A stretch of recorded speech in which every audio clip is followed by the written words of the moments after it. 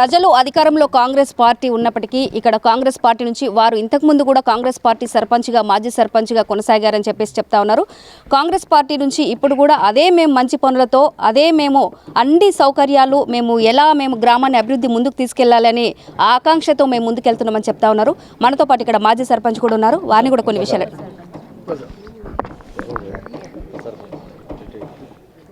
Okay ఇక్కడ మనకు ఉప సర్పంచ్ కూడా కనిపించారు. ఉప సర్పంచ్ గారిని కూడా కొన్ని విషయాలు అయితే అడిగి తెలుసుకుందాం. నమస్తే సార్.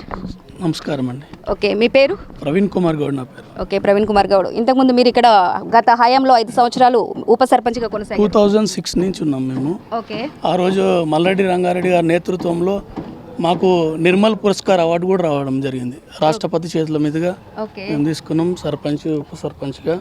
ఎందుకంటే రంగారెడ్డి అంటే అభివృద్ధి, ఆయన ఉంటే అభివృద్ధికే ఒక నిర్వచనం. ఈ ప్రాంతంలో ఒక పాలిటెక్నిక్ కాలేజ్ కానీ, ఈ ఒక రోడ్స్ కానీ, కృష్ణా వాటర్ కానీ ఆయన నేతృత్వంలోనే జరిగింది.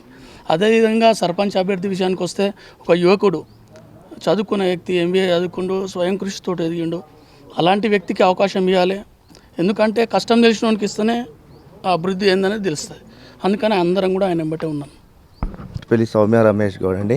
మేము ఇంతకుముందుకు మా గవర్నమెంట్ లేకముందుకే మేము కమ్యూనిటీ హాల్ కట్టినాము, రోడ్లు వేసినాము, డ్రైనేజ్ చేసినాము, వీధి లైట్లు వేసినాము, అన్నీ వేసాము.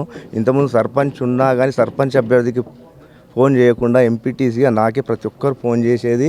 అలాగే నేను మా గ్రామ పంచాయతీ సహకారంతో కానీ నా సొంత నిధులతో కానీ నేను కమ్యూనిటీ హాల్ కట్టించినాము, వీధి దీపాలు వేసినాము. మళ్ళీ అలాగే డ్రైనేజ్ సమస్య చాలా ఉంది ఇక్కడ అబ్దుల్లాపూర్ మెట్లో.